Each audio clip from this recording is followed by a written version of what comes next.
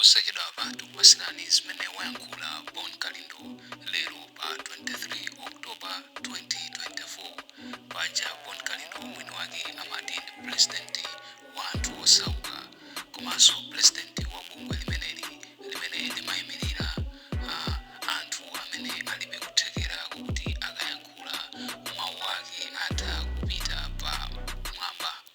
Ndiye Bon Kalindo amayankhulira anthu amene wakuzera pa bungwe limene lotchedwa Malawi First. Ndiye Bon Kalindo lero lino pa 23 October wayankhula motere. Takhalani pompo ndipo tamvetserani. Utenga wanga wa lero kupita kwa inu a Malawi nonse. Maka inu osauka anzanga amene ndimakulankhulirani, amene mulibe mawu, amene mukungulira mu mtima mu dziko lanu, pamene munkaona ngati mwina mukuyika zeni mbomamu osaziwa kuti mukuzitemberera. Tinkasusuka nthawi imene ija kumaona ngati tikusankha atsogoleri eni. Choncho utenga wanga mama wa uno ndikufuna mudziwe izi kunena kuti pali munthu wina amene akumapitiriza khalidwe lonyasa kumalemba pa Facebook pa account ngati ya ine pomwe ine ndilibe Facebook account. Panopa wayamba kuyitanisa ndalama kwa Malawi, wayamba kuyitanisa ndalama kwa anthu osiyana kumachita pretend ngati ndi Bon Kalindo. Ndafuna ndibwereze komanso kuchenjeza inu a Malawi, maka a Malawi inu anzanga osauka ine ngati president wanu. Muziwe kuti Bon Kalindo alibe Facebook account. Pali Facebook account imene ikutchedwa kuti Bon Kalindo the DC. Ine ndilibe Facebook account yotchedwa Bon Kalindo the DC. Ndipo ndikafuna kuchita communicate ndi a Malawi, ndimachita communicate kuzera kuma audio amene ndikulankhulawa. Ndipo ine sinambe ndapitapo pa Facebook ndikumacheza ndi anthu. Koma munthu amene walowa wapanga create ma account onama kuti ndi Bon Kalindo akumacheza ndi anthu osiyana, anthuso ena amene osazindikira, amene akungopanga chimbulimbuli, akumamuyankha munthu ja ndikumacheza naye, ndikumaona ngati akucheza ndi Bon Kalindo. Munthu ameneyo ngakhale angalembe zokoma zotani, kulemba nkhani zimene ine ndikuchita, si ineyo, ameneyo ndi chigoba watumidwa ndi anthu ena ncholinga kuti azikupusisani inu a Malawi. Ndipo olo mutamutukwana olo kumubloka kumene sikuti mungalakwe iyaye. Ndi utenga kamenanso chenjezo lopita kwa inu a Malawi. Pamene dziko ili tsopano lavunda, kuli makhuluku ambiri amene akumabwera muzina la Bon Kalindo, muzina la Bakiri Muluzi TV, muzina la Ntanyiwa, ndikumanama ngati ndi ifeyo ndi iwowo, koma tisali ife, ali makhuluku akufuna akuberere. Choncho a Malawi samalani, Bon Kalindo alibe Facebook account. Akumatukwana anthu osiyana, kumanyoza anthu, anyozapo Bakiri Muluzi, kunyoza Joyce Banda, kunyoza akulu ena osiyana, kunyoza Peter Muthalika. Ineyo ndilibe Facebook account. Utenga wanga wachiwiri ukupita kwa inu nduna za boma komanso a president a Chakwera, kunena kuti mwina inu simukudziwa koma Malawi ndi okwiya kwambiri. Nkutheka kuti anthu amene akuyandikirani amakusekererani chifukwa mwina amakuopani. Koma ine utenga wanga umene ndikukuuzani mama wa uno ndionena kuti dziko linolo anthu akuyenda okwiya. Padakale panopa Malawi ali pa mavuto woopsa chifukwa cha usogoleri wovunda ochokera kwa president Chakwera ndi nduna zace. Choncho mukamapanga ma statement yanu onunkha, muzipanga so carefully chifukwa Malawi akuyenda okwiya. Ndipo zikanakhala kuti dziko lizimatheka kuti anthu aligawanepo, dziko la Malawi anthu akanaligawapo, aliyense azisunga mavuto ace nyumba mwace, chifukwa pamene pafika ziko pafika pa mwana wa kanaphala. Ndipo ine ndimadabwa kwambiri anthu andale mukamanamizana ndikumauzana kuna kuti boma ndilo mweri ndimangoyima m'manja kuti phwim. Koma zoona mmene alili mavuto muno Malawi, wina ache ndithu kaya wakhuta uko mbwanda zache, kaya wadya nyama zache uko, ndi ndalama zaphwekazi zabedwa zikubedwa muno Malawi, basi ndikumana kuli ng'ang'ang'ang'ang'e likonzo mweri. Amalawi ndi okwiya kwambiri. Choncho ndafuna ndikuchenjezeni inu aboma kunena kuti mukakhuta ukoko nyama zanu, masoseji anu, mukamwaima mikaka yanu uko pa ndalama zokuba, musamatenge Amalawi ngati zisiru. Statement yalankhulidwa ija kundirande kumaliro anyamata amene waphedwa mwadzidzidzi, mzimu ache uuse mutendere. Statement kapena ma statement amene alankhulidwa kumene kujako ndi ma statement opusa kwambiri, amene sanayenere kuchoka sonkamwa mwa anthu amene amazitcha kuti ndi ma ministers. Ndipo ngakhale statement imene yalembedwa kalata imene yalembedwa kuchokera ku MCP yozuzula zipani zina makamaka cha DPP kunena kuti achita assassinate munthu wawo, ndi statement imene mwina amene amayilembayo wangopasidwa ndalama, sakudziwa kunena kuti amalemba chani. Akanakhala kuti zimene zijapanga ndi zipani zina, mukananena kuti amene akuchita incite violence.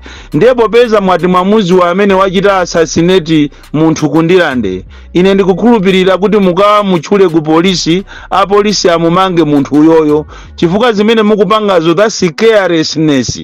Malawi munomwe inu mukanangokhala busy kuchita address mavuto amene alipo padakali pano, koma mukufuna muzichita divert people's attention ndikumabweresa ma issues unnecessary, ndicho linga kuti muwapange Amalawi ayiwale nkhani ya mafuta. Pakali pano ndi zimene mukati inu muziyankha ndi zimenezi kuti kodi mmene mafuta avutiramu, kodi ifeyo ngati boma, ineyo ngati Ministry of Information, Amalawi tiyauza kuti chani.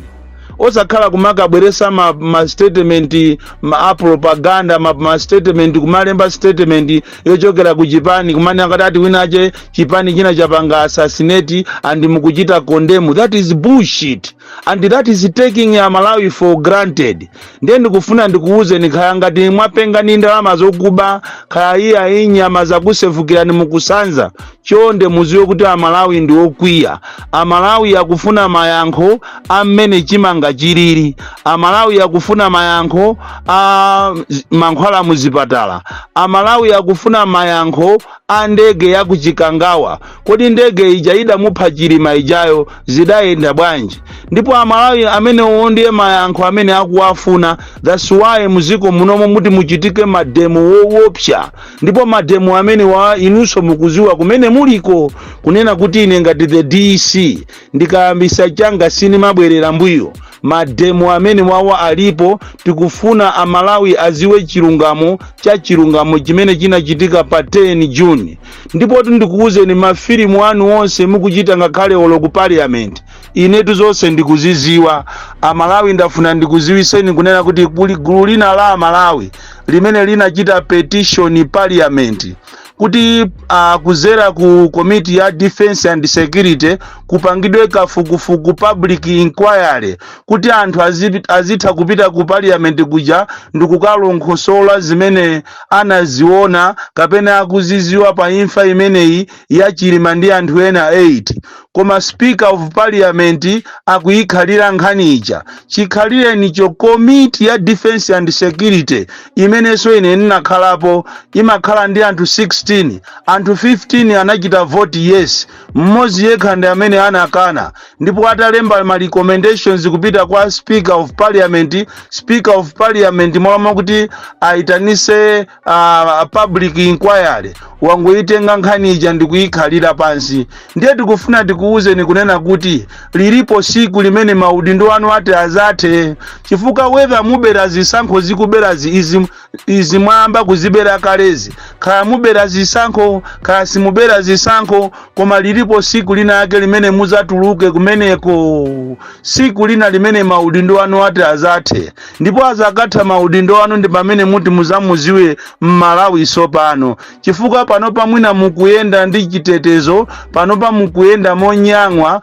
mukuona ngati mwayandikana ndi Mulungu, kumatenga Amalawi ngati anyani, kumatenga Amalawi ngati zisiru, ngati agalu, koma lilipo siku limene inu muzavomereze kuti oh yes, ndalama tikanyadira jazatha. Chifukwa tu akulu ananenapo kunena kuti ndalama ndi njira wakhoswe sucheda kupyululuka. Iniyonso mavuto amene akukumana ndi Amalawi, biti ama passport, ndipo ngati kuli passport imene ikuzunza Amalawi ndi passport ya ku Malawi konkuno, imene olokuti upite nayo kunja ukuyamba kulipira pa boda ya kwanu konko, usanafike maboda ya ku Mozambique, ku Zimbabwe ndi ku South Africa.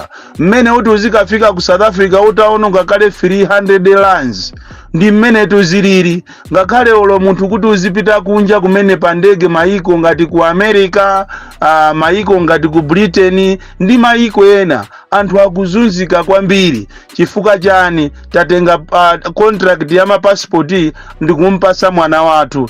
Ndafuna ndikuziwiseni kunena kuti izi mukupanga zisiku lina muzalira nazo, muzang'wempha, Amalawi atakuukirani. Ndipo mafilimu onseso amene mukupanga inu kuzisankhoku tikuwaziwa. Lero limwatenga magenerator amene sakugwira ntchito, kukayika malo onse ku Eastern Region, kuyika malo onse ku Southern Region. Lero anthu akulephera kulembesa. Tikunena pano ku Balaka agwira anthu awiri, Aeda Maganga komanso Achimwemwe Rafaelo. Tikunena pano agona mu chitokosi cha polisi ku Balaka. Nkhani yake ndionena kuti anawo anthu amene wanatenga ma ID yawo kukalembesa. Chifukwa chosowa ma ID, undumbo niwonekeratu kunena kuti anthu akusowa ma ID chanzika, akufuna kuvota, akufuna kukhala nacho chanzikacho. Koma iniyo chifukwa cha chikhalidwe chofuna kubera, anthu simukuwapasa mwayi okuti akakhale ndi chanzika, akakhalenso mukaundula wa mavoti. Lero mwaona zimene zikuchitika, undumboni wina umene inu wa opposition mungautenge kuuza ziko lonse lapasi kunena kuti Amalawi akusowa chanzika, sesana yende madera onse ndikukalembesa. Kaye soka iroso akumapita kumakalembesa mukaundula umene uwaza mavoti wa NRB alipompo, koma akukaniza kuti ati anthu asataniso asawalembe. Machini tikunena pano awachita freeze. Kukakhala kwanu kunkhota-kota uko ndemu kuchita kuenda ndi chigalimoto kuti amene wakalembesa azipitaso kwa mfumu, azikatenga so ojeni nambala imene ili pa chimene ampasa chovoteracho.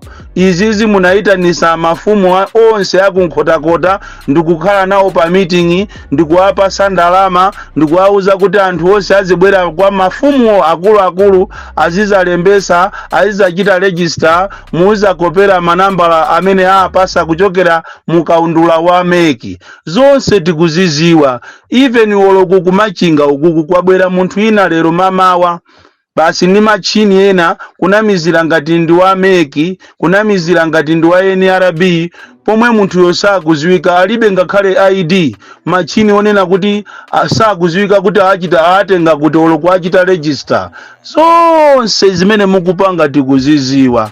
Ndiye ndikuuzeni kunena kuti zisankho izizi Amalawi, iyi ndi zisankho zongofuna kunamizira, zisankho zeni kulibe, zisankho izi anthu awa akufuna kubera. Ndipo Amalawi ngati mukuona ngati tizakhala ndi zisankho zabwino, muyiwalireti chifukwa anthu awawa akupanga maprogramu oyipa kwambiri, maprogramu ofuna kupha anthu, maprogramu ofuna kupweteka Amalawi, chifukwa akungofuna angonamizira chabe ngati anapangisa zisankho, koma chilungamo chake iwo akuchiziwa. Ali bize ndi kuba makobiri, ali bize kutanganidwa ndi kufuna kumapanga katangale muno Malawi, kuchokera kwa president nduna zache onse amuchipani cha MCP atanganidwa ndi kuba. Ndipo inu mulibe chisoni mukamanena kuti inu ndinu opemphera, inu ati munali abusa, mulibe chisoni ndi mmene anthu akuvutikira muno Malawi. Mukufuna so mupitirire zaka zina 5 inu mukalamulire ziko zoona Chakwera, mulibe chisoni. Kodi kupemphera kumene mmati mmapemphera kuja ndiye ndikuti inuyo mmene mwaonongera zikoli inuyo mungamanene kuti aye ndifuna ndiimeso inuyo? Chakwera, are you really serious? even nduna zanu nditu nduna inuyo mukumulimbikisa munthu kuti akayimeso zoona mene Malawi watenthera lero mafuta anthu akuvutika kuti akagule mafuta so kairo mafuta saona kuti uyu ndiye wa MCP uyu ndi wandani ngakhale magalimoto wanu tikuwaona ali ma filling station mimba zanuzo phwi mukumayima nazo ma filling station ndiye wina chazikanena kuti boma ndilo mweri andipena bake simagwirizana to kapena kukambirana za nzeru inu zoona mukamagwirizane kuti pakali pano patifuna tikweze tollgate ndipo tikakweza tollgate ndalama zimenezo tikufuna zithandize kukonza misewu inu zisiru kwambiri etu ndalama zimene mwatolera inu kuchoka 2020 2021 2022 2023 2024 sewu wache mwakonza inu nduti teni tipite mudeza pakalinyeke tichoke mudeza tipite mulilongwe sewu umene mwaukonza inu a Roads Authority nduti